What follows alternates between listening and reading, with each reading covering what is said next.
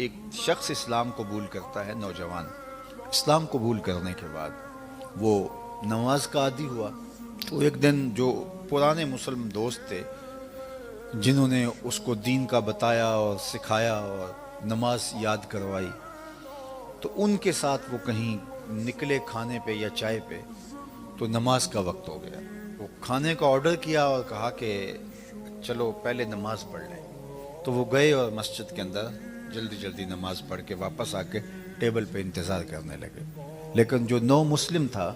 اس کو کافی دیر لگ گئی، 5 منٹ، 7 منٹ، 10 منٹ، 20 منٹ، آدھا گھنٹہ لیٹ ہو گیا۔ اور یہ بار بار دیکھیں تو وہ ابھی نماز میں مشغول ہوتا۔ تو جب آدھے گھنٹے کے بعد واپس پلٹا تو سب نے بیک زبان شکوہ کیا کہ تم نے اتنا وقت لگا دیا، تو وہ رو پڑا، کہنے لگا کہ تم مسلمان ہو بچپن سے، تمہیں مسئلہ نہیں ہوتا، جاتے ہو اور ایسے ہی کھڑے ہو جاتے ہو، اصل مجھے نیت سیدھی کرتے کرتے وقت لگ جاتا ہے۔ جو بتایا گیا ہے کہ تمہارا خشوع و خضوع ہونا چاہیے، جو بتایا گیا ہے کعبۃ اللہ کا تصور ہونا چاہیے، اللہ کے حضور پیش ہونے کا تمہیں تیقن ہونا چاہیے، تو وہ چونکہ تم تو پرانے مسلمان ہو، بچپن سے مسلمان ہو، تمہاری تو پریکٹس ہے، تمہیں تو مسئلہ ہی نہیں ہے، تم جاتے ہو اور ایسے کھڑے ہو جاتے ہو،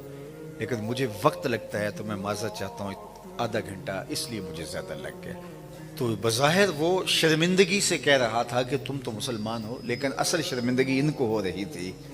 کہ ہمارے تو بے روح سجدے ہیں، ہم تو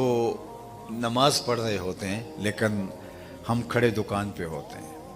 ہم نماز پڑھ رہے ہوتے ہیں لیکن وسوسے اور خیال اندر چل رہے ہوتے ہیں، تو ہمارے ہاتھ میں تو پھر کچھ بھی نہ رہا،